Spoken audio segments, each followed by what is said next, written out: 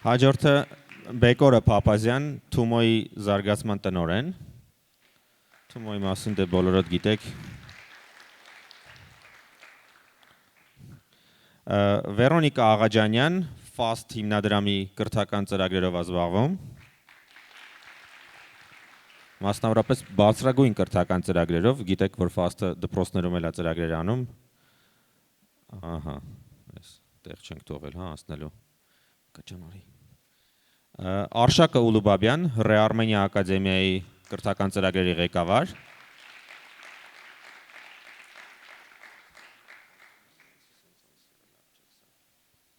Նարեկ Ասլիկյան, ACA-ի հիմնադիր եւ տնօրեն։ ACA-ից էլ մի օր հաշվեցինք, թե մեր լաբում ինչքան մարդ կա, որ ACA-ը շրջանավարտ է, շատ մեծ թիվեր։ Եվ Նունեն Հովանիսյան, ԱՏԶՄ-ի կրթական ծրագրերի ղեկավար։ Ինքը նաև Արմաթի պատասխանատուներից է, դպրոցական ծրագրի։ Ժողովուրդ, առաջին հարցը, որ ուզում եմ տամ, հետևյալն է։ Ես այստեղ ԵՊՀ-ում կիրառականում դաս եմ տալիս, արդեն չգիտեմ քանի տարի։ Ու միշտ դասավանդում գրաֆների տեսություն, հա, տենց ավելի մաթ եմ, բայց միշտ սենց մտնում էի ու մի հատ սլայդ ունեի, ասում էի ուսանողներ ջան, ինձ կարող եք ամեն ինչից հարց տալ, ցանկացած ծրագրավորում, կարիերա, ինչ սովորենք, ինչ անենք, շատ վստահ եմ, որ ես կարող եմ սենց ճիշտ ուղղորդել, էլի այ գնացեք, էս արեք, լավ կլինի։ Այս տարի, որ այդ սլայդերի վրայով նայում էի, սենց ասի կարող է ջնջեմ այս սլայդը, որտեվ հանկարծ եթե հարցնեն ինչ սովորենք, ասենք Python պետքա թե չէ, ես չգիտեմ ինչ պատասխանեմ։ Ու այդ հարցը կա համ ծրագրավորման մասով, երևի ավելի քիչ մաթեմի մասով, բայց մեկը կա, հա, ու դրա համար կուզեմ հերթով պատմեք, թե դուք ոնց եք տեսնում։ Հիմնական փոփոխությունը եղել է ոնց որ թե այս դեկտեմբեր-հունվար արանքում, երբ որ աշխարհը հասկացավ, որ AI-ները մեզնից լավ կարողանում են կոդ գրել, ինչ որ լավ մասնագետների ձեռքում առնվազն, ու պարզա որ մինչև այսօր դժվար կլներ որևէ կրթական ծրագիր փոխել, հա։ Բայց վստահ եմ, որ այս հարցը ձեզ էլ անհանգստացնում եւ կուզեմ ձեզ լսել։ Կարեն ջան։ Մեկ։ Ողջույն բոլորին։ Հա, շատ դժվար հարց է, ու այդ իրոք պետք է այդ հարցին լավ անդրադառնալ։ Մի կողմից շատ կարևոր է, որ այսպես թե այնպես մարդիկ մտածելակերպը, թե ալգորիթմիկ, թե մաթեմատիկական, այս նորմալ է, ձայնը, օքեյ։ Այդ մեկը պետք է սովորացնել։ Այսինքն միևնույնն է, որոշ չափով թե մաթեմատիկայի գիտելիքները պետք է, թե ալգորիթմիկ մտածելակերպը, բայց ոնց որ չի կարա շեշտը դրվի անգիր հիշելու բանաձևերը կամ ոնց որ անընդհատ այդ պրոստը կիրառել առանց շատ հասկանալու ինչա է այդ արդյունքը տալիս կամ չգիտեմ կոդինգի ժամանակ ոնց որ ժամանակի մեծ մասը ծախսել են նրա վրա, որտեղ կետ ստորակետ դրվի, ինչքան պրոբել դնես ու մնացած, հա։ Այսինքն պետք է տիրապետել որոշակի չափով, բայց ոնց որ ավելի շատ աշխատանքը պետք է տարվի ոնց որ հասկանալու այդ ամեն ինչը ոնց է աշխատում ու բնականաբար եթե աշխատանքում հիմա AI-ները անընդհատ մտնում են, չի կարա այդ ամեն ինչը չգա կրթություն մտնի ու ոնց որ շատ կարևոր է, որ այն տեղերում, որտեղ որ հնարավոր կլինի AI-ը զուգահեռ կրթությանը օգնելու համար օգտագործել, այդ օգտագործենք։ Եթե վաղ ամիսօր մենք մասնագետներ ենք ստեղծում, որոնք որ AI-ն ծրագրավորման մեջ են լինելու, միևնույնն է որոշակի չափով ծրագրավորում պետք է իմանան, առանց դրա հնարավոր չի լինելու այդ ամեն ինչը հասկանալ, թե որտեղ է սխալ արվում, այսինքն կոդ review անելը, սխալները ոնց որ հասկանալը ու ինչի է աշխատում կամ ինչի չի աշխատում, միևնույնն է պետք է լինելու այդ գիտելիքները ունենալ, առանց դրա ոնց որ հնարավոր չի առաջ գնալ։ Շատ լավ, այսինքն ոնց որ հələ որ սինտաքսն ենք հանում, հա, այսինքն այդ պրաբելներ, կեցտորակետները պետք չի, բայց ինչ որ լեզու պետք է, մաթեմները դե պետք է, պետք է, հա, ոնց որ Մաթեմները պետք է, բայց մաթեմները չպետք է, այսինքն օրինակ հիմա ինչ խնդիր կա, որ շատ դեպքերում ուսանողները միատիկ մեթոդը սովորում են, այդ մեթոդը կիրառում են ու 100 անգամ։ Ոնց որ ոնց բավականին հարմար է, հա, ուսանողի համար։ Լավ, իմ համար էլ է հարմար դիցուկ։ ստուգել է։ Բայց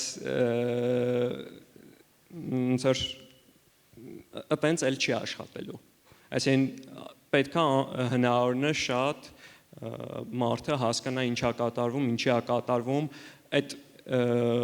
խնդրի լուծման կարողությունը, այսինքն ոնց ես դու կարողանում խնդիրը ավելի փոքր մասերի բաժանել, ինչ որ տեղից ինչ որ ինտուիցիա բերել, ստեղ դնել, այսինքն կարող է, չգիտեմ, մարդը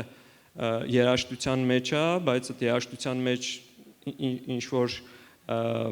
օրինաչափությունները նկատելով բերի շատ կոպիտ ասած մաթեմատիկայում ինչ որ մի բան դրա հաշվին ստանա, այսինքն չգիտեմ, հիմա մտքիս եկավ, ինչ էր, մեկը երեխեն երկու հատիկ աշտարակի վրա միած sense բաներ դրել, հետո Սինգապուրում ասենք տենց շենք էին սարքել։ Զուտ երեխեն, այսինքն տենց շատ իդեաներ կարող է լրիվ այլ տեղերից պետքա կարողանաս բերել ոնց որ քո ոլորտում աշխատացնել։ Հասկանալի է։ Շատ լավ, Բեգուր ջան։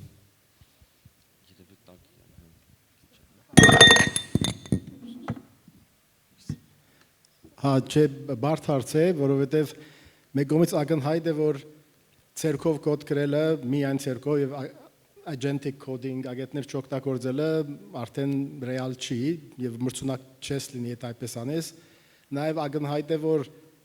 լավ կոդ գրողները, որ ցերկով գրել են տարիներով, ամենալավ agentic coder-ներն են։ Okay, բայց ոնց հասնել դրան, համոզել, որ հիմա դու կոդ սովորի ցերկով գրել տարիներով, չնայած այս երկու իմ ասածները ճիշտ էին, անհնարին է, այսինքն այդ մոտիվացիան չի լինելու։ Հետևաբար պետք է մենք հասկանանք ինչ ենք անել։ Օրինակ Թումոյում սենց բան ենք մտածել եւ մենք հաջող խոսում ենք Anthropic-ի OpenAI-ի մասնակիցների հետ։ Իրանք արդեն կոդ ոչ միայն կոդ չեն գրում, կոդ review էլ չեն անում։ Չեն ասում, այդքան արագ է ստեղծվում, որ եւ ասում են, որ նայում ենք շատ մաքուր չի անպայման գրած կոդը, բայց մարդ չի գարտալու այդ կոդը, հետևաբար էական չի։ Սենց բան ենք մտածել, փորձարկում ենք հիմա, որ agentic code, այսինքն ագենտներով գեներացվի կոդը ցերկով չգրվի, բայց այնպիսի առաջադրանքներ դան, որը ստիպում ենք, որ մտնեն եւ հասկանան արդյունքում ինչ կոդ է գրվել, որովհետեւ իրանք կարողանան որոշ չափով ունենալ այդ հեղինակային, ասենք, ներդրումը, որ ճիշտ է կոդ review չանելու, բայց հասկանան ինչ է կատարվում եւ նաեւ առաջադրանքները արդեն լավ ագենտների orchestration-ն է, այսինքն ոնց կազմակերպել այդ աշխատանքը, կարելի է վատ կամ լավ անել, ոնց նկարագրել քո ուզածը, նոր հմտություններ են առաջանում։ Բայց միևնույն մտահոգ ենք, որովհետև հավանաբար մի դասնամյակից այս հարցը գլուխի, բայց մինչ այդ մեծ gap է լինելու սերնդի, որ junior coder-ները վերանալու են, իսկ senior-ները ձերանալու են, եւ այդ անցումը ոնց պիտի կատարենք, չգիտեմ, բայց մեկ բան շատ կարևոր է, որ բոլորս շատ սովորողի դիրքերում գտնվենք, այսինքն քո նման շատ գասգազամիտ լինենք, իմանանք, որ մենք չգիտենք պատասխանը ինչ է եւ սկսենք էքսպերիմենտներ անել։ Անընդհատ փորձենք նոր ձևաչափեր, տեսնենք ոնց է աշխատում։ Եթե առաջ մասնակիցներն ասում էին ոնց պետք է դասավանդել, հիմա չկա այդ մասնակիցում պիտի հարցնենք, հետեւաբար լրիվ փոխվում է մեր մոդելությունը եւ նույնիսկ Թումոյում առաջ ուսումնական պլաններ ենք գրում, փաստաթղթեր, հիմա էլ չենք գրում փաստաթուղթ։ Հիմա միայն խումբեր ենք ստեղծում, ովքեր էքսպերիմենտներ են անում եւ ոչ մի փաստաթուղթ չենք ակնկալում։ Շատ հետաքրքիր է այդ միտքը ոնց է իրականացնելու, որ լրիվ կոդինգ ագենտը գրի, բայց կարողանաք ստուգել երեխան կհասկացավ, թե ինչա գրել, թե չէ, դա շատ հետաքրքիր է։ Վերոնիկա ջան, դուք ինչ եք մտածում ֆաստում։ Ես կարծում եմ, որ մեր այս AI դարաշրջանում ինչ անել կրթության հետ, մեծ հաշվով, մեկ չգիտի։ Ամենակարճ ու ամենաանկեղծ պատասխանը ինձ թվում է հենց դա կլինի, ինչպես ես ինքս դա հասկացա, Մենք վերջին ավելին արդեն քան կես տարվա ընթացքում աշխատում ենք բակալավրական ծրագրի մշակման վրա, հենց AI ոլորտում, որը կլինի շարունակականություն մեր Generation AI դպրոցական ծրագրին, այստեղ ներկա են նաև մեր աշակերտները դպրոցական ծրագրի եւ առաջին շրջանավարտները հենց այս տարի արդեն կլինեն, կշարունակեն հետո արդեն բուհական կրթությունով ԵՊՀ-ի հետ էլ համագործակցությամբ այս տարվանից կսկսենք արդեն AI track ESD ծրագրի շրջանակներում, բայց ուզում եմ ասեմ այդ աշխատանքի արդյունքում ես հասկացա, որ ոչ մեկ միանշանակ պատասխան չունի եւ բազմաթիվ տարբեր ոլորտի մասնագետների հետ շփման մեջ ակնհայտ դառավ, որ կան տենց երկու խոշոր, եթե փորձենք սենց ընդհանրացնենք դպրոցներ մտքի։ Առաջինը, որ ասում է, որ ժողովուրդ ջան, հերթական hype-ը այդ AI-ը, մարդկությունը արդեն տեսել է big data-ի ալիքը, տեսել է արդեն data science-ի ալիքը, հերթական ալիքը, շնչեք, արտաշնչեք, first principle-ներին ձեռք չենք տալիս, շարունակում ենք կրթություն այնպես ինչպես եղել է այն, մասնավորապես բուհական կրթության մասին է խոսքը, որտեղ դա էլ պետք է շատ հստակ տարանջատել, հա, ես կոնկրետ հենց բուհական կրթության կոնտեքստում եմ խոսելու։ Մյուսը, որը ավելի շատ հենց մասնավոր սեկտորից է գալիս, որ այս ընդհանրապես ոչ մի բան չի տալիս շրջանավարտներին, իրանք ավարտում են որպես junior software engineer-ներ են, ինչ որ արդեն ագենտներ իրանցից շատ ավելի լավ անում են դեկտեմբերից սկսած, ոնց Հրատը նշեց։ Հետևաբար պետք է AI tool-եր շատ ակտիվ իրանք սովորացնել, որպեսզի իրանք շուկա մտնելուց կարողանան միանգամից ինչ որ արժեք produce անել։ Ես կարծում եմ, որ երկուսն էլ ճիշտ են մասամբ։ Եվ պետք է ինչ-որ ձևով հասկանալ, ոնց ենք մենք համատեղում երկուս։ Պես Կարենը նշեց, բնականաբար հիմունքներին, համակարգչային եւ մաթեմատիկային հիմունքներին ձեռք չենք տալիս, որովհետեւ առանց դա սովորացնելու մենք պարզապես չենք կարողանալու մտածող ուսանողներ եւ ապագայում մասնագետներ ունենալ, դրա համար դա միանշանակ մեզ անհրաժեշտ է, դա պետք է լինի հիմքը ցանկացած CS ծրագրերի։ AI tool-երը որպես առանձին առարկաներ, մենք եկանք այն եզրակացությանը, որ ընդհանրապես անհրաժեշտ չի, այսօր մի tool-եր են, վաղ ինչ-որ ուրիշ tool-եր են եւ բուհական կրթության ռեսուրսները ծախսել դրա վրա միանշանակ պետք չէ, բայց դա միանշանակ պետք է լինեն այն միջավայրը, որի մեջ ուսանողները սովորելու են։ Եվ այո, ուսանողը շատ հստակ պետք է հասկանա այն կոդը, որը AI-ն այսօր կարողանում է գեներացնել, ոնց է գեներացվել։ Այսինքն ինչ պրինցիպներ կան, ինչ կոնցեպտներ կան դրա հետևում, որպեսզի կարողանա հետագայում այդ հետ ինչ որ ավելի բարդ համակարգեր ստանա դրանից եւ այլն։ Դրան զուգահեռ նաև այն ինչ որ էլի մասնավոր սեկտորից այսօր կարելի է շատ հաճախ լսել, որ պետք է ավելի շատ այդ architect type of thinking-ը զարգացնել ուսանողների մեջ, որպեսզի իրանք կարողանան այն output-ի հետ, որ AI ագենտները այսօր արդեն տալիս են, ինչ որ ավելի բարդ համակարգեր ստանալ եւ այլն։ Բայց architect type of thinking-ը պետք է նաև հասկանալ, որ չի ձևավորվում առաջին կուրսից, այսինքն պետք է որոշ ժամանակ, այսինքն անհրաժեշտ է որոշակի հիմք տեսական եւ անհրաժեշտ է փորձ, որպեսզի երեխեքը կարողանան դա զարգացնել։ Եվ այստեղ ես կարծում եմ, որ շատ կարեւոր են դառնում internship-եր, որոնք մենք գիտենք, որ միշտ կրթական համակարգի մի մաս են եղել, բայց երբեք իրենց հենց նպատակին չեն ծառայել եւ այն ինչ որ մենք տեսել ենք մասնավորապես Հայաստանում, դա այն էր, որ մասնավոր ընկերությունները առաջին երկրորդ կուրսից սկսած computer science, mathematics, physics այդ ֆակուլտետներից երեխաներին պարզապես ստանում են, թույլ չեն տալիս, որ երեխեքը կարողանան իրենց կրթությունը պատշաճ կերպով ստանալ։ Հետո այդ նույն մասնավոր ընկերությունները չեն կարողանում սենյորներին գտնել, որտեղ զուտ թույլ չեն տվել, որ երեխեքը այդքան աճեն։ Այսինքն internship-երը պետք է լինեն որպես այդ կրթական ուղու, կրթական process-ի մի մաս, որպեսզի երեխեքը կարողանան նաև իրական աշխարհի հետ առնչվեն, տեսնեն ինչ իրական խնդիրների վրա են ընկերությունները եւ զուգահեռ կարողանան այդ փորձը ձեռք բերել որպես իրենց այդ learning path-ի մի մասը։ Երևի այդքանը հասկացա։ Ձեր մշակած կուրսում առաջին երկրորդ կուրսերում հələ Python անցնում են։ Հələ որ անցնում են։ Շատ լավ։ Այո, հələ որ անցնում են։ Արշակ ջան։ Դու ասա։ Մերսի։ Ես դեռ մոտս ոչ նոթեր եմ արել հերոսը։ Հա, հերոսը դրա համար էլ մոտս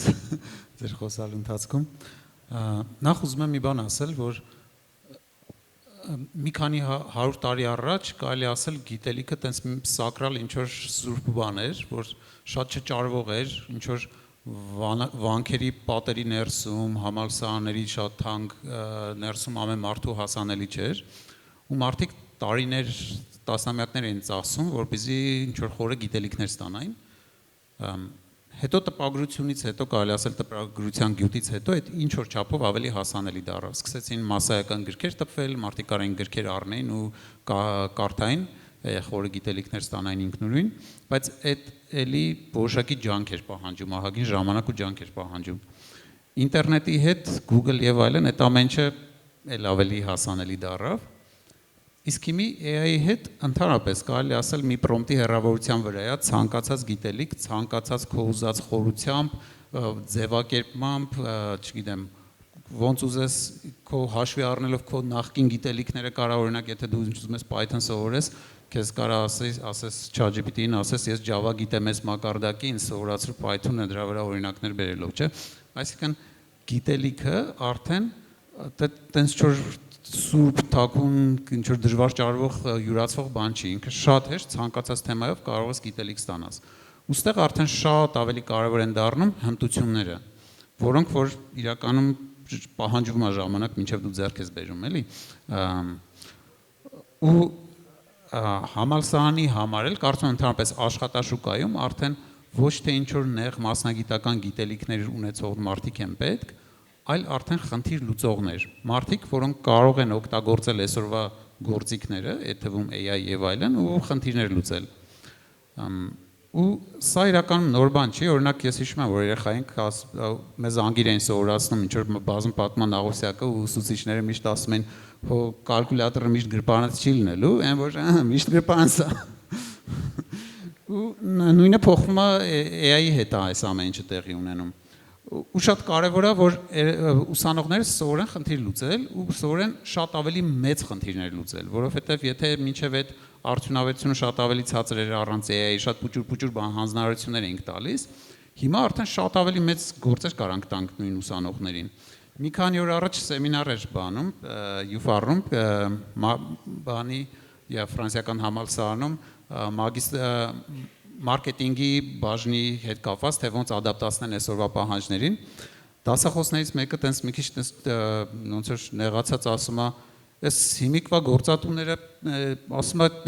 ինչ ասես, ասում է լրիվ իրականությունից կտրվել են, ասում է, ուզում են որ junior intern-ը գա, ասում է, համ մարքեթինգ ստրատեգիա գծի, համ SMM մարքեթինգ անի, համ դիզայն անի, համ project management եւ այլն։ Ասում եմ, այդ իրանք իրականությունից չեն կտրվել է, հենց հիմիկվա junior-ը պիտի կարողանա այդ ամեն ինչը անի, որովհետև արդեն AI գործիքներ օգտագործելով իսկապես կարա այդ ամեն ինչը անի։ Այսինքն ընդհանրապես պրոդուկտիվության թե ինչ է հնարավոր անել junior մարդը ինչ պիտի կարողանա անել, լրիվ փոխվում է։ Ու այստեղ ուզում եմ մի քիչ խոսենք հենց այդ կոնկրետ բանի մասին, էլի Python օրինակ սովորել թե չէ։ Տեսեք, մինչև ասենք մի քանի տասնամյակ առաջ вообще 0.1-ով էր, չէ, ծրագրավորումը, այսինքն ինչ պերֆոկարտաներով 0.1 էինք նշում, որ ծրագրավորում անենք։ Ինչի, որովհետև մեքենաները հիմար էին ահագին ու իրանց լեզվով շատ sense թաթիկից բռնած ամեն մի քայլով պետք է ասենք թե ինչ եմ ուզում ես, որ դու անես, չէ։ Հետո եկավ Ansembler-ը, որ մի քիչ ավելի մարդու լեզվով էր, ավելի մոտիկ էր։ Հետո եկան ավելի բարձր կարգի լեզուները, որոնք էլի արդեն ոնց որ մարդու մեքենայի միջև ինչ որ միջանկյալ լեզու են, որ մենք այդ լեզվով խոսում ենք, իրան բացատրում ենք, հետո ինքը compile անում արդեն հենց մեքենայի լեզվի, չէ։ Բայց այդ Python-ը ինչ որ տես ֆունդամենտալ գիտելիք չի, էլի ինքը ընդամենը այդ պահի լեզուն էր։ Ու այս Կարպատին էր, Անդրեյ Կարպատին էր, դա 3 տարի առաջ մի հատ տես tweet էր արել ու pin էր արել, ասում է, հա Pin արած, ասում է the hottest new programming language is English։ Այսինքն այս ամենաթարմ նոր ձևը ծրագրավորում անելու այդ անգլերենով ասելն է իրան։ Հիմա արդեն կարելի ասել նույնիսկ անգլերենով չէ, մարդ գիտեմ ասում է բանի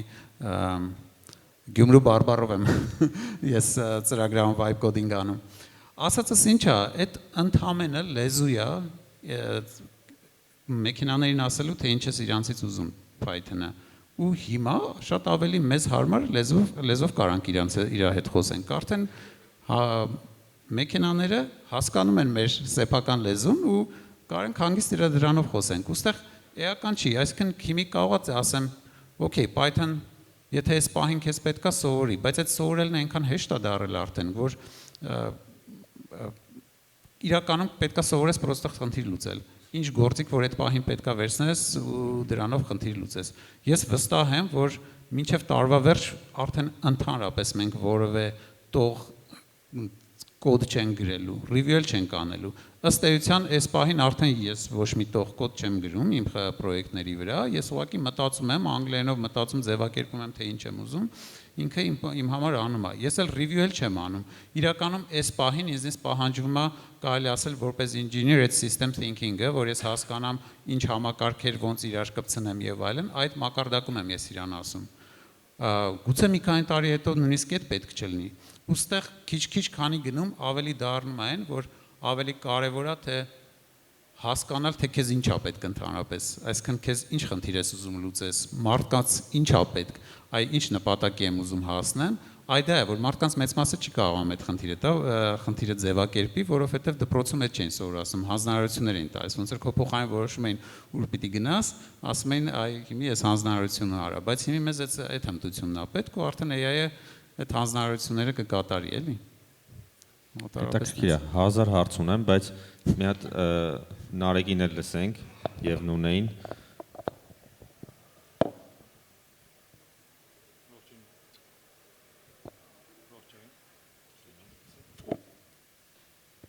Ռաս։ Եղավ։ Պետք է ռաս ասել։ Ստենց է աշխատում։ Մի հատ դիսկլեյմեր անեմ միջև մեկնաբանություններին անցնելը, անկեղծ ասած մի քիչ բարդ տոպիկ է ու միջև անցնելը հենց թեմային, կուզեմ մենք երբեք ոչ մեկին չմեղադրենք ինչ-որ բան սովորելու, ինչ-որ բանի մեջ խորանալու համար։ Այսինքն, եթե մարդ ինչ-որ բան սովորեց իրան հետի հետաքրքիր էր, դա շատ ողջունելի է։ Ընդհանրապես էական չի, թե ինքը ինչ է սովորում։ Ընդհանրապես թող սովորելը ողջունելի լինի ցանկացած միջավայրում, Python-ը մարդ սովորում, թմբուկա սովորում, թե վազելա սովորում։ Ընդհանրապես տարբերություն չկա։ Թունեցի։ Մեկնաբանություններս հետևյալն են, որ պետքա բոլոր կրթական հաստատությունները շատ ավելի ինտենսիվ շփվեն ինդուստրիայի հետ, եթե մենք խոսում ենք հիմա պահանջարկի մասին, որովհետև երբ որ հարցը դրված էր պետքա սովորել օրինակ Python թե չէ, ինչի համար։ Եթե պահանջված լինելու աշխատաշուկայում, շատ լավ, աշխատաշուկային է պետք հարցնել։ Ու աշխատաշուկայի հետ պետքա խոսել ամեն օր, որ հասկանալ ոնց է այդ աշխատաշուկան փոխվում ու ոնց է իր պահանջարկը փոխվում։ Այսինքն հիմա մենք օրինակ ACM, հիմա էլ չենք սովորացնում ծրագրավորում, ավելի ճիշտ սովորացնում ենք ծրագրավորում, բայց չենք պատրաստում ծրագրավորողներ։ Ծրագրավորման լեզվի դասընթացները, եթե բոլորը արդեն չեղարկված փակված են։ Անոնի մեջ է մենակ մնացել կոդ բառը։ Բայց ուրիշ բան է կարևոր։ 4 տարի առաջ էլ փակել էինք mobile development-ի բոլոր կուրսերը։ Դա մի քիչ անկատ էր անցել։ Բայց նման մասնագիտություններ եղել են, որ իրանց պահանջարկը գնալով սենց մեռել է։ Մենք ուղղակի այդքան չենք նկատել ու տենց AI հեղափոխության արդյունքում չի եղել։ Երկրորդ բանը, որ կարևոր է, որ ոչ թե ժամանակին դադարենք սովորեցնել ինչ-որ բաները, բայց արագ արձագանքենք պահանջարկին։ Քանի հատ ծրագիր կա հիմա Հայաստանում, որը data center operations-ը սովորացնում։ Բայց մենք ինչ-որ ապագայի մասին ենք, չէ՞, խոսում, որ մեզ այդ մասնագետներն են պետք։ Այսինքն մենք օր առաջ պետքա դրա մասին հիմա մտածենք, ուրեմն ճկունությունը ցույց տանք, որովհետև եթե առաջ մենք կարողանում էինք տարին մեկ արձագանքենք, 2 տարին մեկ արձագանքենք, նոր կրթական ծրագրերով, զգալով, որ հեսա պահանջարկը լինելու է սրա,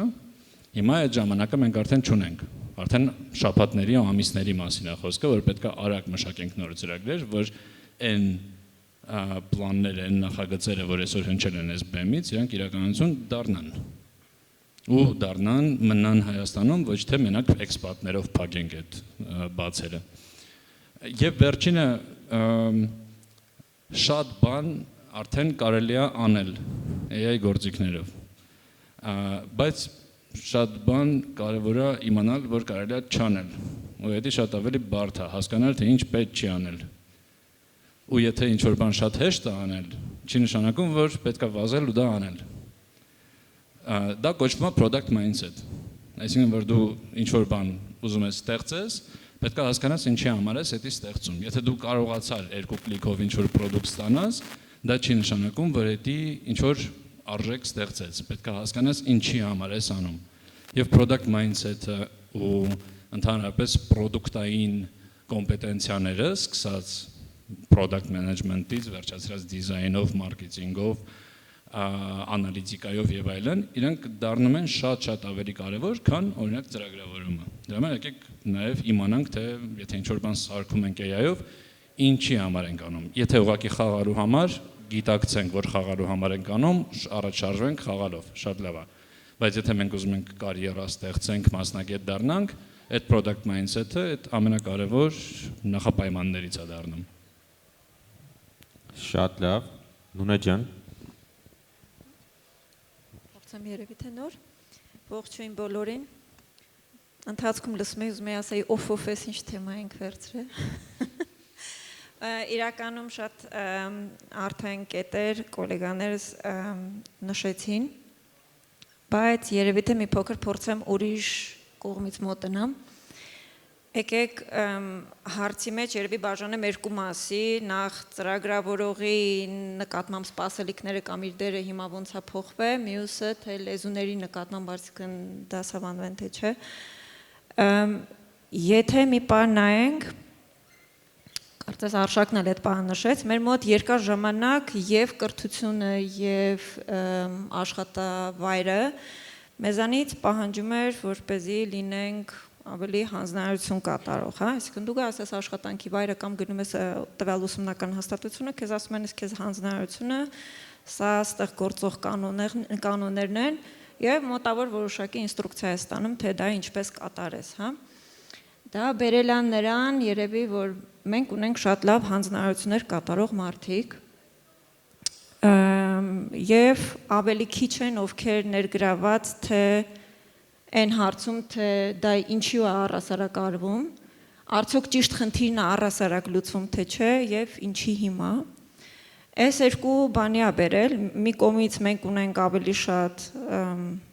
հետևողներ, մարդիկ ովքեր ուղղակի follow են անում,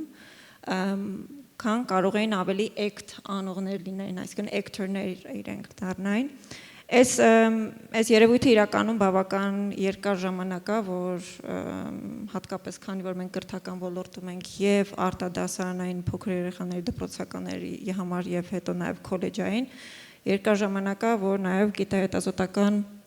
մասով ներգրաված ենք եղել միջազգային մասնագետների հետ ուսումնասիրել ենք թեման եւ այն դոկտրինը, որը որ մենք մեզ համար վերցրել ենք, ավելին էր, որ դեռևս 10 տարի առաջ, որ այն հանձնարարությունները, որոնք ավելի, մենք ասում ենք ադմինիստրատիվ բնույթ, որոնք կատարողի բնույթն են կրելու, հենց այդ հատվածն է, որ մենք հիմա տեսնում ենք, որ AI-ը շատ լավ վերցրել է եւ ավտոմատացրել է, հա։ Հիմա արդեն ավելի շատ իմ համար այն հարցն առաջացել, որ երբ որ մենք հիմա արդեն AI եկել է, բախվել ենք իրականությանը, մենք տեսնում ենք, որ հանձնարարություն ուղակի կատարելը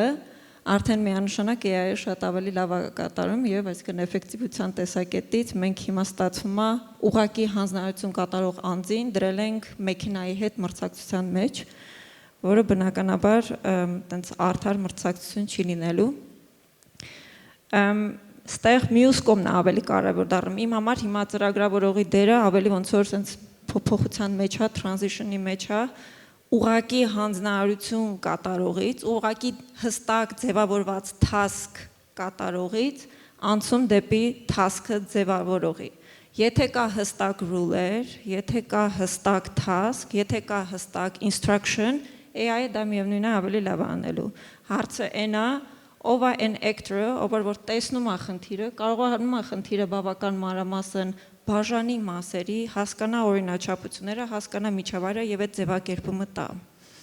Ստեղ մենք նայում ենք այդ մեր դոկտրինը, որը որ մենք մեր մոտ ընդունել ենք, այնտեղ մենք բաժանում ենք 3 մասի՝ կամային կատարող եւ ավելի այտենց վարչական ադմինիստրատիվ։ Կամայինը դա միշտ միայն մարդն է անելու, հա, այսինքն մենք կարող ենք AI-ին ասենք նկարի ջրի վրա մի հատ նավ, բայց AI-ը չի կարող, ասենց ասեմ, ուզել, հա, որ ինքը նկարի, իրան ինչ որ մեկը պիտի այդ հանձնարարությունը տա, այսինքն կոնկրետ այդ հանձնարարությունը ստեղծող կողմն է պետք։ Մյուս կողմը, որտեղ տենց որոշ դեպքերում դիտարկում ով պիտի արվի, մենք հստակ ունենք մեր դիրքորոշումը, որ կատարող կողմը եւս պիտի լինի human-ը, այսինքն մարդկային կողմը պիտի լինի, որը որ նաև ձևավորում է այն մետրիկները, թե ինչ ձևով պիտի դա այդ ամեն ինչը կատարվի, հետո նոր AI-ի մոտ մտնում է ավելի զուտ ադմինիստրատիվ կատարողական մասը, հա, այսինքն այդ ամեն ինչը դարձնել։ Որից հետո նորից վերադառնում է մարդու մոտ, մարդը կամ ընդունում է այդ ստատուս քո, կամ նորից հարցականի տակ է դնում, կամ նորից փոխում է, կամ նորից չի ընդունում, այսինքն այստեղ մարդը ակտիվ այդ որոշում կայացնողն է, ակտիվ հանձնարարություն տվողն է, ակտիվ ուղղություն տվողն է։ Այս այն մասով թե ծրագրավորողի դերը ինչպես է փոխվում, կամ ինչպես ենք մենք դա տեսնում, իսկ ինչ վերաբերվում է կոնկրետ լեզուների մասով, իրականում շատ հետաքրքիր էր Պեգորին նաև լսել, որ agentic code-ի մասով հիմա նույնիսկ review եք անում, որ երեխեքին տասեք, որ հետաքրքիր է, միշտ սովորելու բան կա Պեգոր ձեզանից։ Բայց ստեղ մի մաս էի ուզում նշել, ստեղ էլ երևի առաջ, որ նայում ենք, սովորելու ընթացքում ծրագրավորման լեզուն հենց նպատակներ։ Մի տեսակ նույնիսկ identity-ներ, հա, ոնց որ identity centric բան կար, որտեղ ասում ենք Python-ի ծրագրավորողը, հա, այսինքն ոնց որ հենց identity-ն իրան sense կծվում էր։ Հիմա եթե նայում ենք, ավելի եթե կան կոդի գրման փուլեր, որը որ AI իր վրա շատ լավ վերցնում է, հիմա լեզվի իմացությունը, այո, միևնույնն է մնացել է, բայց ավելի կարծես փոփոխված է ինքը այն իմաստով, որքանով ես հասկանում եմ, որ ինքը ավելի մտածելու կամ մտածելակերպի կառուցման ուղի է դարել, հա, այսինքն որպեսզի դու հասկանաս իր մեջի կախված, այսինքն ինչպիսի մոդելներ կարելի է այդտեղ դիտարկել։ Այս մասով Վերոնիկան նշեց այդ նման architectural thinking-ի գնացող կողմը, որ կա, ես կասեի նույնիսկ computational thinking եւ literacy ենք հիմա ասում, եւ ստեղ երևի երկու մաս պիտի բաժանել, հա, որին որ միանշանակ գնալու է, այսինքն լեզուն դառնալու է ոչ թե այն նպատակը, ինչի համար դուք Python սովորում եք, այլ դա ավելի computational thinking-ի համար է, որ միգուցե ինքը ավելի կարեւոր կլինի։ Բայց կախված երևի էլի պիտի նայենք ոլորտային, հա, իրան, կամ տարիքային, երկու խմբավորումն էլ ես կնայի, տարիքային տեսակետից դպրոցականների համար միանշանակ ընդեղ միգուցե Python-ը չի, միգուցե ընդեղ ավելի հասկանալ հաջորդականություն, տրամաբանություն հասկանալ, այդ բլոքերով աշխատելու մոտեցումները հասկանալ, ինչ վերաբերվում է ավելի ոլորտային, ստեղ երևի պիտի նայենք vertical եւ horizontal, հիմա horizontal գրեթե բոլոր շատ լավ օրինակ բերվեց, որ հիմա մարքեթինգի մասնագետից ակնկալվում է շատ ավելի բարձր պահանջներ, հենց սա է, որ երբ որ իրանք ունեն այդ computational thinking-ը, որը որ ավելի լայն հնարավորություններ է իրանց տալիս, անկախ հորիզոնական իրանց ոլորտներից իրենք դա կարողանում են կիրառեն, ավելի մեծ արդյունքների ստանալու համար։ Ստեղ երևի թե այդքան կարևոր չդառնա Python շատ լավ հասկանալը, որքան ինչքանով այդ կոդերը կիրառելով horizontal ինչ-որ կիրառում ունենալը իրենց ոլորտում, բայց կան միանշանակ ոլորտներ, օրինակ engineering-ը, որտեղ կարծում եմ շատ ավելի կարևոր է հենց Python-ը լավ հասկանալը, այսինքն ինչքանով deep խորացումը գնում է engineering-ի մեջ, կարող է ըստ ոլորտի այդտեղ ավելի կարևոր դառնա։ Ելնելով նրանից, որ մեր մոտ ավելի ֆոկուսը այդ ուղղությամբ է, մեր մոտ իրականում ընդհանուր մոտեցումն է, որ այո, երեխաները բացի ուղղակի Python հասկանալը, նրանք պիտի ընդհանուր ունենան այդ system thinking-ը, հասկանան իրենց modeling-ները եւ simulation-ներ կարողանան անել, հասկանան ոչ միայն կարողանան ասեն, հա, ես մի հատ ռոբոտ եմ սարքել կամ ես օգտագործում եմ ինչ գործիք է, այլ պիտի հասկանան ինչի է իրանց կիրառած աշխատել կամ ինչի է fail եղել, fail-ի դեպքում ցախողվել, ինչ խողման դեպքում կարողանան այդ ամեն ինչը վերլուծեն եւ համապատասխան assumption-ները կարողանան կատարեն, այսինքն այդ ամբողջ engineering կտորը այդտեղ ավելի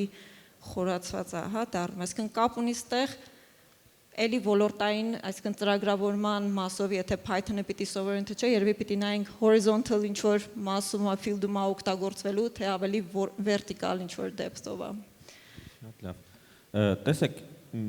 երկու բան է երևում, որ մենք ասում ենք, որ մի կողմից այդ ծրագրավորման հանձնարարությունները չեն լինելու, որ գնայես task-ը արա Jira-ում գրած է, հա, ոնց որ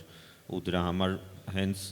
Django framework-ի մասնագետ հաստատ առանձին վերցրած պետք չի գալու, ոնց որ թե այս մասով ահագին լայն կոնսենսուս կա։ Մյուս կողմից ասում ենք, որ պետքա տենց ավելի սիստեմային մտածողություն, ճարտարապետական մակարդակի խնդիրներ լուծելու ունակություններ, այն մյուս կողմից էլ ասում ենք, որ դեպի product, հա, դեպի հասկանալ, թե ինչի համար ենք սարքում, ում համար ենք սարքում, ինչ խնդիր ենք լուծում, սրանք այս երկուսն էլ գիտեք, հատկապես առաջինը, այդ ճարտարապետական մտածողությունը, սիստեմի մակարդակով մտածողությունը, գոնե իմ դեպքում ես ում գիտեմ, իրանք բոլորը նաև շատ լավ Python գիտեն, C++ գիտեն, չգիտեմ ինչեր գիտեն, այսինքն մեր կրթական ճանապարհը վերջին տասնամյակների,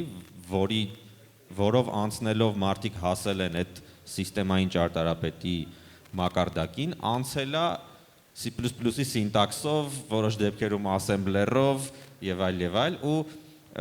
կարող է էլ այդ ամեն ինչը պետք չի, բայց նաեւ մենք չունենք փաստ, թե բա ինչ է պետք, այսինքն կարող է ինչ-որ shortcut կա, հա, մի հատ կարճ կուրս կար, որով կարելի էր միանգամից արխիտեկտ դառնալ, բայց ոնց որ տենց մարդ չգիտենք, որ կարճ կուրսով դառել է արխիտեկտ, այս ուղղությամբ ինչ-որ բան մտածել եք, տեսել եք կամ աչքներով տնկել է, որ կարելի է օրինակ սենց մի բան shortcut հանել ու էլի այդ հմտությունը գալ։ Ու այս նույնը վերաբերում է նաև այդ product-ի մասին, կարող դրա մասին էլ ասել, հա, ասենք իմ ընկերներից կային մարդիկ, որոնք ուզում էին դառնալ product manager, ուր գնում էին, ասում էին, չէ, դա technical background չունեք, չենք ընդունում։ Այսինքն իրանց տեսած լավագույն product manager-ները ունեին technical background։ Հիմա մենք, այսինքն գիտեին ծրագրավորում եւ այլ այդ նույն կարիերայով անցել էին, էլի։ Մի հատ էս համ ճարտարապետի, համ product-ի մասով, եթե ունեք իդեաներ կամ տեսել եք փորձ, ոնց կարելի է դառնալ դա չանցնելով C++-ի սինտաքսով, ինչ կասեք։ Հերթական դժվար հարցն է տալի, բնականաբար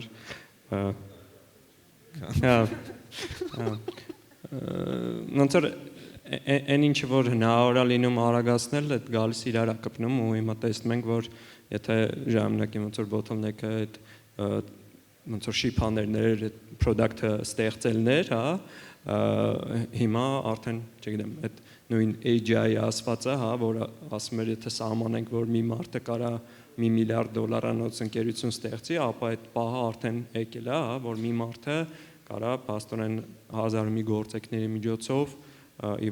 վերջո լուրջ արժեք բերի, եթե ինքը հասկանում է, թե արժեքը որն է։ Այսինքն այդ մասով գալիս է նրան, որ այո, միայն տեխնիկական ոնց որ գիտելիքը արդեն քիչ է լինելու ու մարդիկ պետք է լինելու, որ մի քանի հմտություններ, soft skill-ներն էլ հետը նաև հասկանալը, թե ոնց որ կլենտին ինչ է հարկավոր, մյուս կողմից ինչքան էլ որ կոդը դիցուկ գրում է քո agent-ը կամ մի քանի agent-ը իրար կպցրե, բայց միևնույնն է պատասխանատվությունը քո վրա է մնում, այսինքն դու նաև պետք է կարողանաս հասկանաս, թե ինչքանով այդ ամեն ինչը ոնց որ դու այնպես ես դիզայնարը, ոնց որ պետք է։ Այսինքն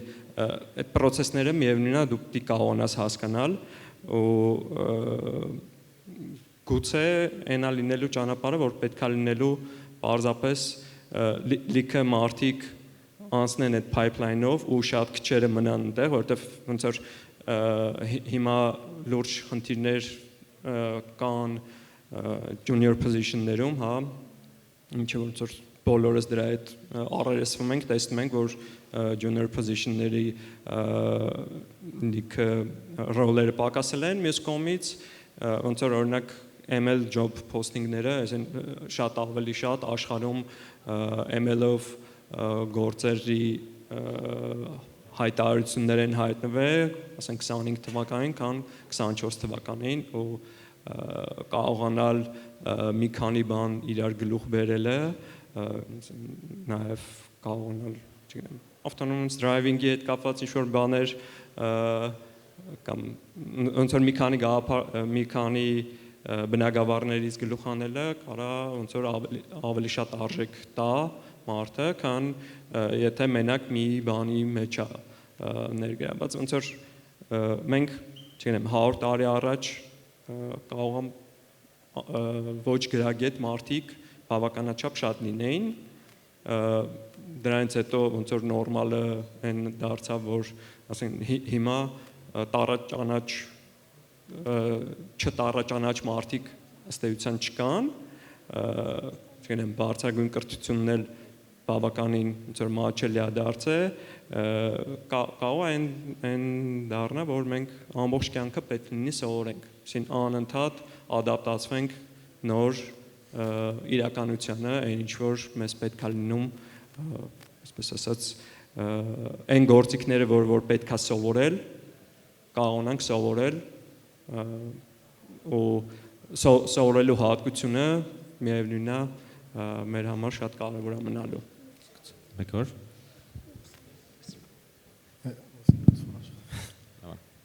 Հա, շատ բուն հարցը տվեցիր, Հրանտ, եւ շատ լավ զարգացիր։ Այո, այսօր լավ system designer-ները անցել են այդ տեխնիկական ճանապարհով դիցուկ, երկրորդ էլ չի կարելի այդ ճանապարհով անցնելով սովորել այդ հմտությունները, ինչ պետք է անել։ Հիմա այստեղ ես չեմ ուզում խուսափել հարցից, պատասխանություն եմ, բայց կարելի է sense պատասխանել։ Մենք որպես մանկավարժներ, որպես ուսումնական հաստատություններ, ինչ attitude-ներ եւ ինչ մոդեցում պետք է ունենանք հարցի նկատմամբ։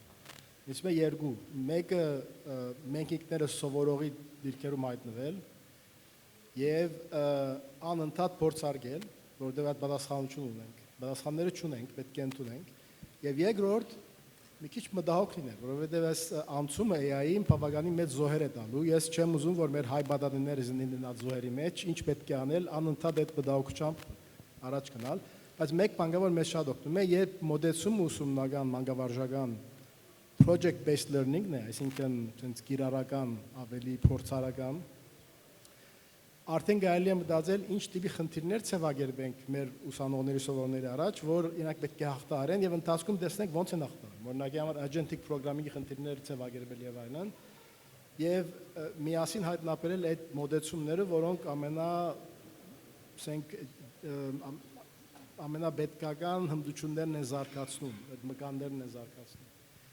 Այսինքն կոնկրետ պատասխան չունեմ ուղղակի հարցին, բայց կարող է մեթոդաբանական պատասխան նետարումով փորձեմ։ Շատ լավ, հա։ Հարցը shortcut-ը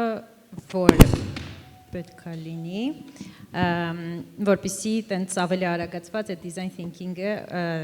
architect type of thinking-ը, բայց նաև design thinking-ը եթե միջոցով։ Python չենք անցնել, չնայած դուք ուզում եք սովորացնել։ Հա, այդ մենք կես տարի առաջ ենք curriculum-ը կազմել, միգուցե միջը սկսենք իրականացնել կհանենք կամ չէ, չեմ կարծում որ կհանենք, բայց այստեղ մեթոդաբանության շատ լուրջ հարցեր կան, իսկ ինչպես ես դու այդ մոտեցում, ինչպես ես սովորացնում եւ արդյունքը այդ կուրսի ինչ պետք է լինի, ինչ գիտելիք, այսինքն այն որ ամիսներ ու տարիներ միանշանակ արդեն պետք չի ծախսել նրա վրա, որպեսզի ուսանողները հմտանան կոդ գրելու մեջ, ակնհայտ է, բայց այն որ թե պրինցիպները ինչպես են աշխատում, ինչ որ արդեն ասեցի, ինձ թվում որ այդ միանշանակ դեռ անհրաժեշտ է, բայց քո հարցին վերադառնալով, Հրանտ, ինձ թվում է որ shortcut-ը հենց AI ագենտների մեջ է ու հենց AI tool-երի մեջ է, որոնք պետքա տենց ռևոլյուցիա կատարեն մանկավարժության եւ մեթոդաբանության մեջ։ Այսինքն այն, ինչի ժամանակը ռեսուրսը դասախոսի չէր հերիքում, օրինակ անհատական մոտեցում ցուցաբերելու համար եւ այլն, հիմա այդ ամենը կարող է արվել AI tool-երի միջոցով։ Եթե երեխան ինչ-որ տեքստեր կարդում եւ ոչ մեկ չէր հասցնում ստուգել ինչ ինքը հասկացավ այդ տեքստից, հիմա շատ հանգիստ կարելի է AI tool-երի եւ իրենց կողմից ճիշտ ձևակերպած ուսանողին հարցերի միջոցով անել։ Եթե առաջ ուսանողը օրինակ քաշվում էր վախենում էր ինչ-որ հարցեր տալ, որովհետև միգուցե ինչ-որ բան սխալ է հասկացել կամ խոցելի կարող է երևալ լսարանում, հիմա ինքը ավելի հանգիստ ու ավելի տենց վստահանել AI tool-երի միջոցով։ Ես կարծում եմ, որ շատ լուրջ մանկավարժական հմտություններ եւ AI tool-եր պետքա որ ապահովեն մեզ այդ shortcut-երը։ Այն հմտություններն են, որոնք մենք գիտեինք անել, ուղղակի չէր հերիքում ժամանակը, էներգիան, չէ՞, իսկ ես ոնց որ նենց հարցա, որ չգիտենք էլ ոնց անել։ Համաձայն ես, որ Հա, ինչ որ տեղեր ժամանակ չէր հերիքում կամ հմտությունը չէր հերիքում, ինչ որ բաներ, որոնք մենք ընդհանրապես գաղափար չունենք, ինձ թվում է, որ այստեղ AI tool-երի հետ կապված ես տենց հույսեր եմ կապում, բայց մի հատ ուրիշ բաներ էի ուզում ասել, նրա վերաբերյալ թե բոլոր իմա այսօրվա ավելի սինիորները այդ ամբողջ ճանապարհը արդեն անցել են։ Այս ընթացքում ում հետ որ խոսացել եմ, հիմնականում մասնավոր սեկտորի ներկայացուցիչների հետ, ովքեր որ ասում են, որ արդեն ընդհանրապես պետք չի նման գիտելիքներ եւ այլն, ցանկացած անգամ ոչ CS background-ով մարդիկ կարող են կատարել այդ աշխատանքը, զուտ ոնց որ սովորելով AI tool-եր, ասում եմ, լավ, իսկ ինձ օրինակ աշխատանքի կվերցնենք, ես միջազգային հարաբերություններ եմ սովորել, որտեղ իրանք մի պահ ասում են, դե միգուցե եւ չէ, ասում եմ, ահա, սա ինձ թվում է ինչ որ ժամանակ կտևի,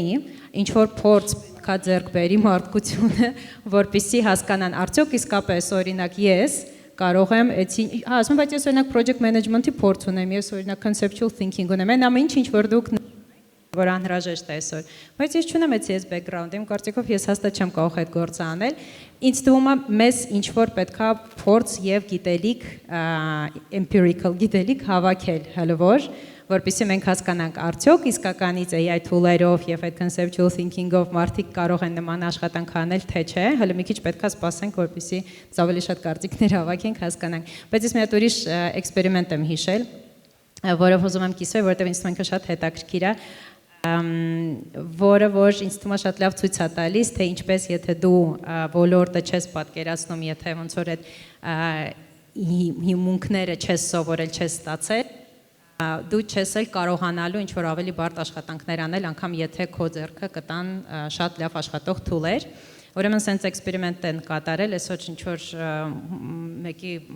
ելույթի ժամանակ ես հիշեցի այդ փորձը, երկու խումբ են վերցրել, մի խումբը շախմատիստներ էին, պրոֆեսիոնալ, մյուս խումբը սովորական մարդիկ, ոչ շախմատիստներ։ Եւ իրանց առջև դրեցին շախմատի տախտակ, եւ այդ շախմատի տախտակի վրա դրած են եղել խաղաքարտեր։ Random ինչ որ տրամաբանությունով, այսինքն ինչ որ տրամաբանություն չկար, այսպես ասեմ, random սկզբունքով։ Եվ այդ երկու խմբերի հերթով ցույց տվեցին այդ խաղաքարտերը եւ խնդրեցին, որ իրանք հիշեն անգիր։ Եվ հետո առնեցին այդ քարտերը, իրանք պետքա վերհիշելով ճիշտ տեղադրեին քարտերը։ Առաջին խումբը շախմատիստների արեց եւ մյուս խումբը ոչ շախմատիստներ, արդյունքը համարյա չի տարբերվել։ Մոտավորապես օրինակ 8 խաղաքարտից մի 3 հատը կարողացան ճիշտ տեղադրել նորից։ Հետո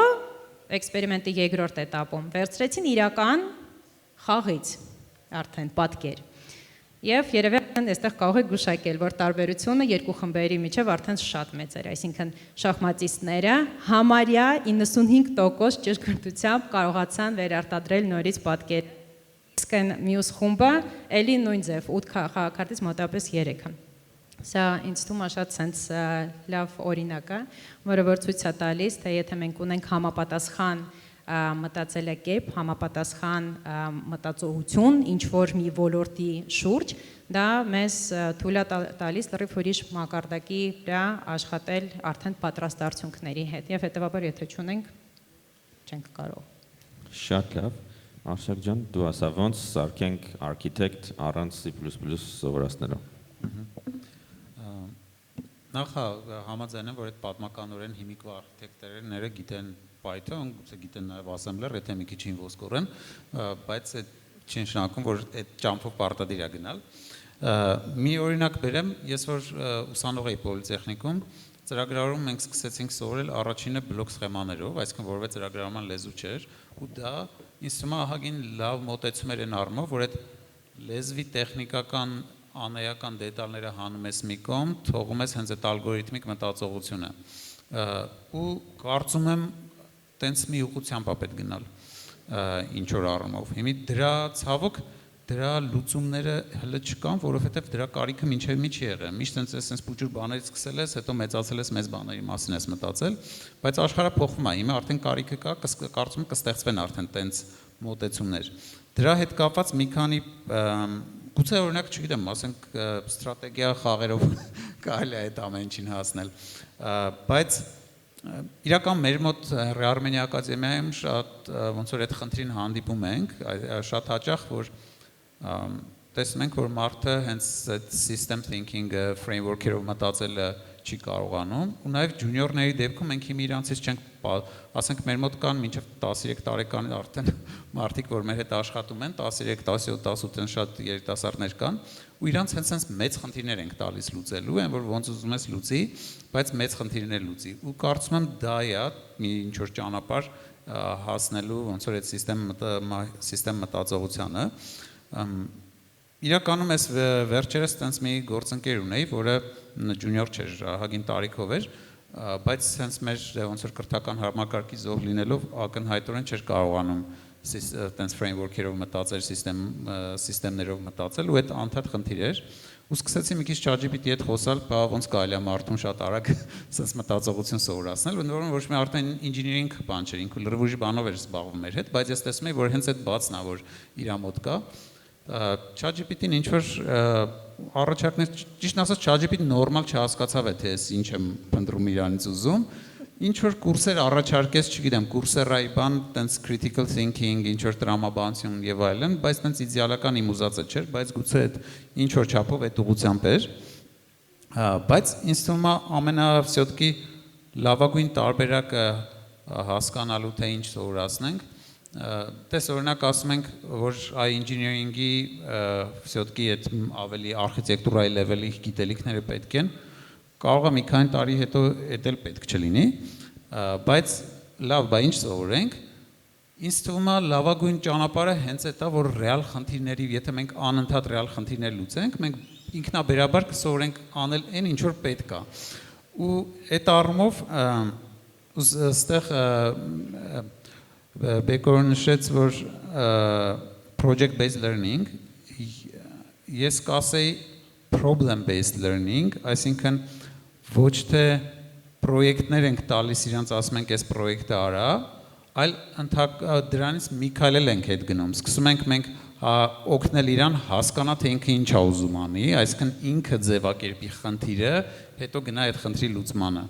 Ու սա կարծում եմ շատ ավելի կարևոր սկիլ է այսօր, այն ոնց որ նշեցիք product skiller եւ այլն, ըստ էության դա է հասկանալ թե ինչ է պետք անել առաջին հերթին, էլի։ Ու կարծում եմ հենց այդ problem based learning-ն է, որ մի կողմից այդ սկիլն է զարգացնում, մյուս կողմից ոնց որ երաշխավորում է, որ անիմաստ բան չես սովորում, էլի, եթե դու նպատակը այս խնդրի լուծելը ոնց ուզում ես լուծի ու մեծ խնդիր ես դնում, դու սովորում ես այն սկիլերը, որոնք պետք են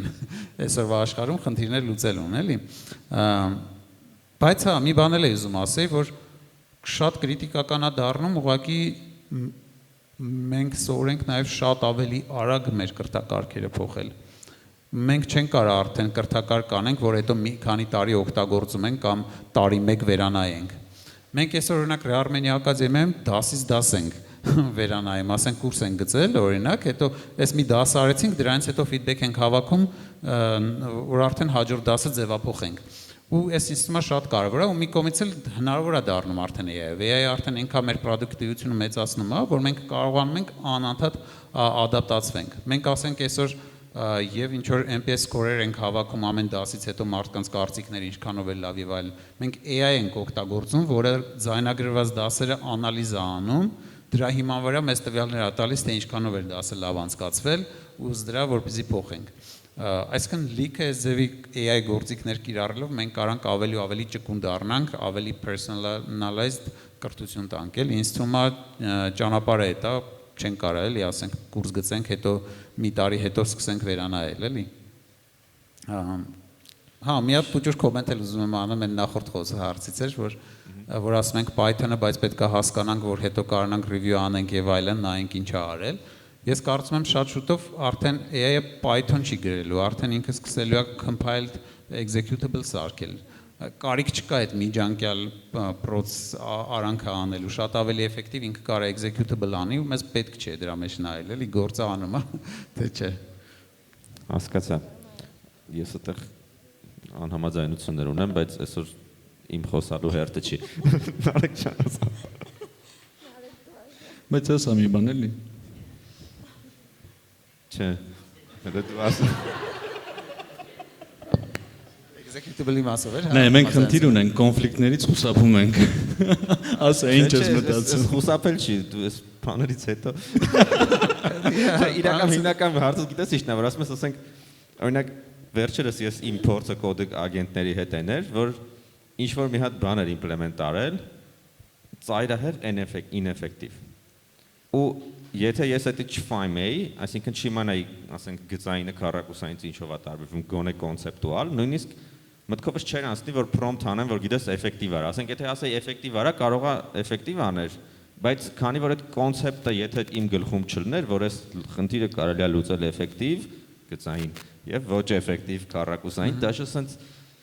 Հա, բայց այդ Python-ի մասին չի, չէ՞, դա ավելի շատ բանի Python-ի մասին չի, բայց եթե compiled code-ներ, ես չգիտեմ ինչ Դու է։ սիմպտոմներից կտեսնեիր, դու ոնց որ կեվալուեյթ կանեիր։ Շատ ուշ կտեսնեի ցավոք, այդ նենց кейս էր, որ ասենք 2 ամիս հետո ուղղակի կտեսնեի, որ դիսկերս լծվեց։ Հա։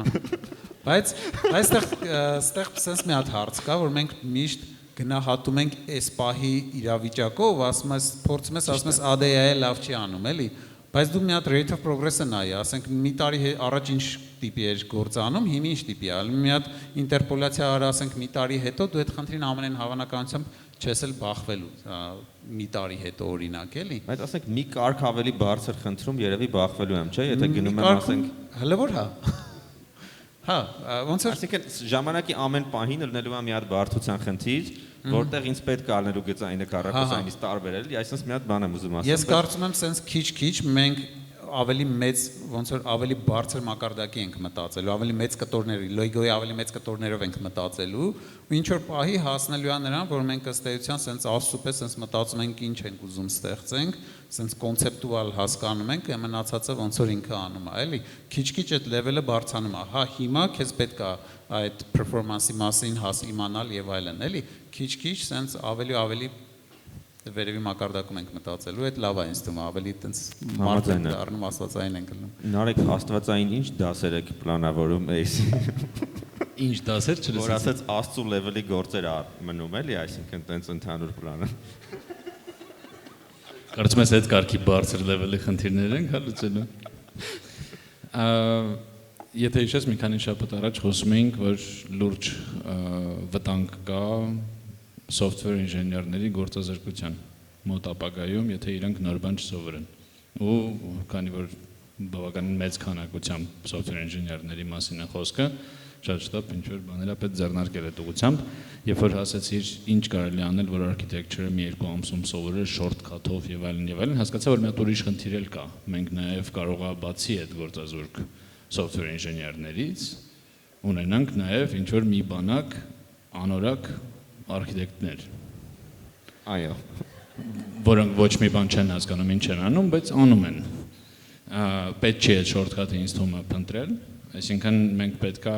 գիտակցենք, որ մենք չգիտենք ինչ ենք սովորացնում։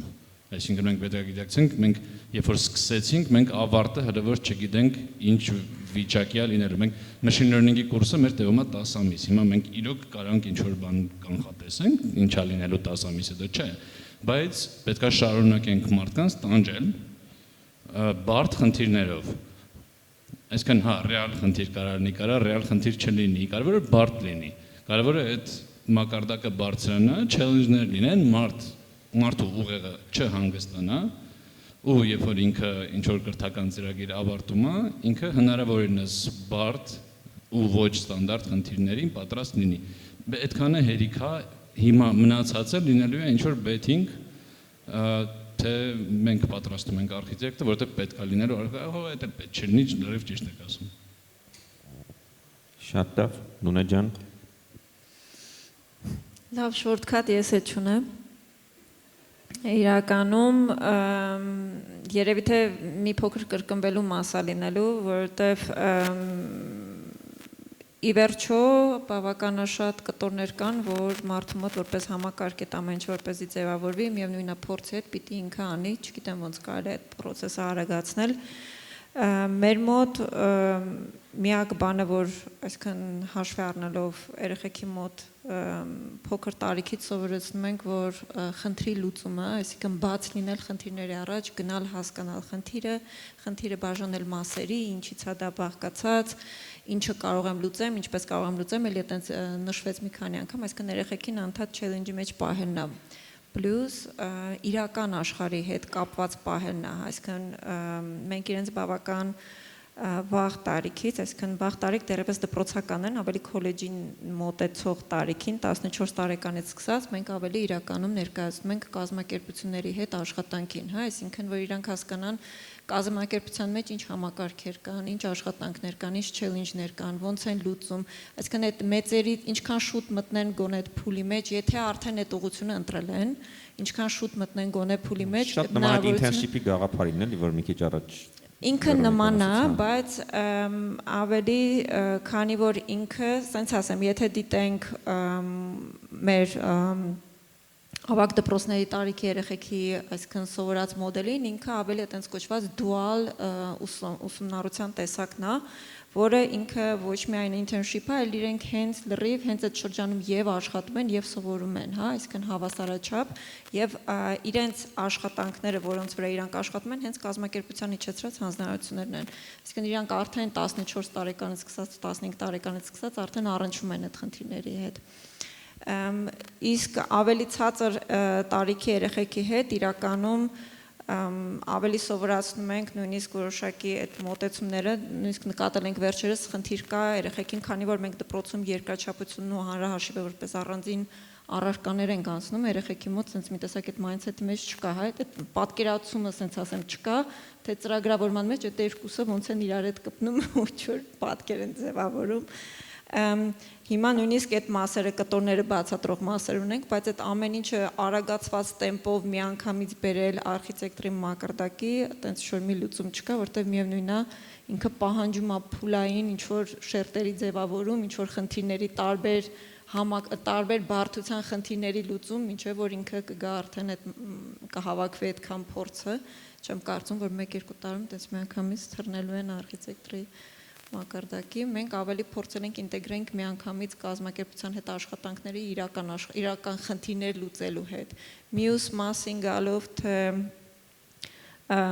պրոդուկտի մասով, հա, որ նշեցիք, իմ ճանաչած բոլոր պրոդուկտ լավ մենեջերները միանշանակ եւ տեխնիկական են եւ բիզնես կոմա ունեն կամ communicational կոմա ունեն, չկա որ միայն ընդ որում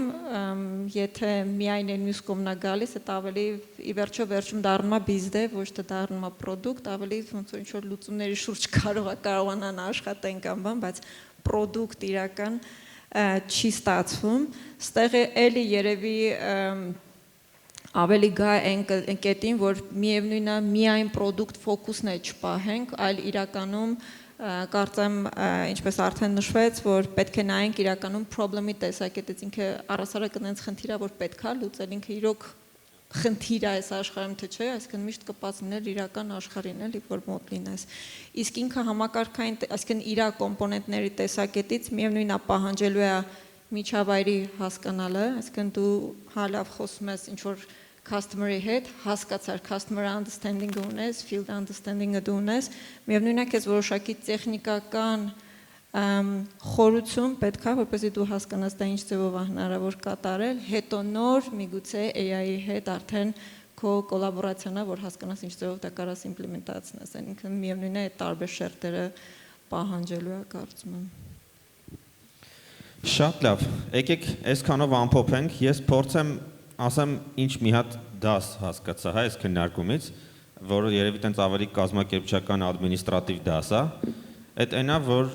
մենք հիմա մտնում ենք մի հատ փուլ, երբ որ կրթական ծրագրերի դիզայնը, հենց կրթական ծրագրերի նախագծումը դառնում է շատ ավելի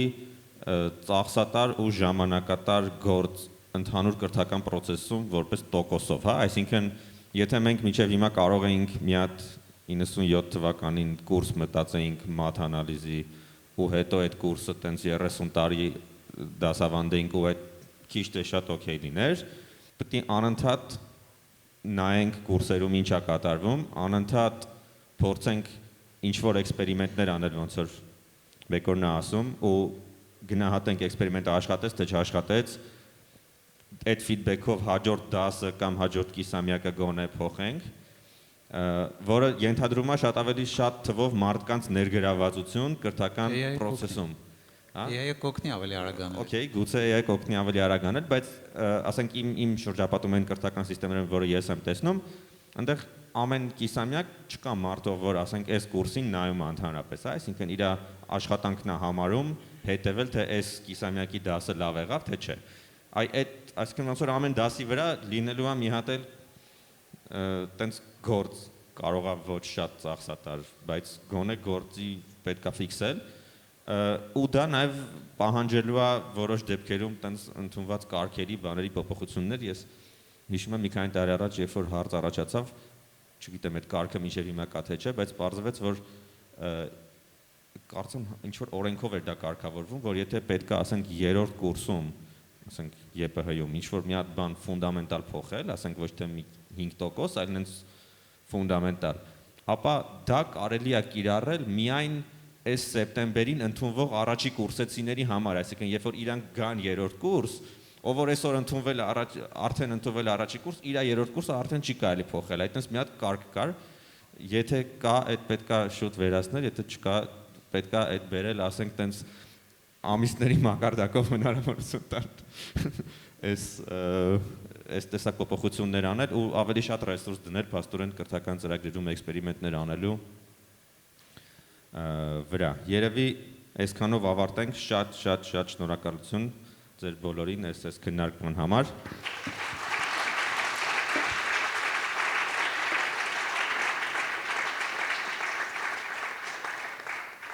Եվ ամփոփելով ուզում եմ շնորհակալություն հայտնել բոլորին, ովքեր այսքան մնացին եւ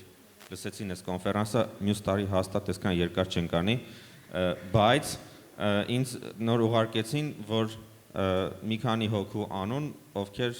7.5 ժամից ավել ըստ ստատիստիկայի անցկացրել են այս դահլիճում այսօր, եւ մեր կազմակերպիչները առաջարկում են իրենց ինչ-որ մի մրցանակ տալ, որ այսքան փորձել են content մարսել, հա, եթե դեռ ստեղեք Հայկ Քարամյան գրածա իրական դպրոց, Մկրտիչ Լեմենցյան եւ Գայանե Յազերյան, եթե դուք ստեղեք մեզ գրեք, մրցանակը ինչն է, եթե ուզեք մասնակցել այդ LLM ամառային դպրոցին, կստանաք 100% փոխհատուցում ուսման վարձի։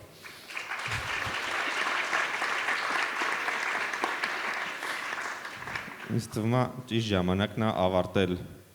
AI Conf-ի 4-րդ տարբերակը։ Շնորհակալություն բոլորին, մեր գործընկերներին, Crisp, Firebird, PMI, Formula VC, Elevate, կազմակերպիչներին, հսկայական գործ արվեց, շատ շնորհակալ եմ բոլորից։ Քեզ էլ շնորհակալություն Հրանտ ջան, այս ամեն ինչը կազմակերպելու հրավերի համար։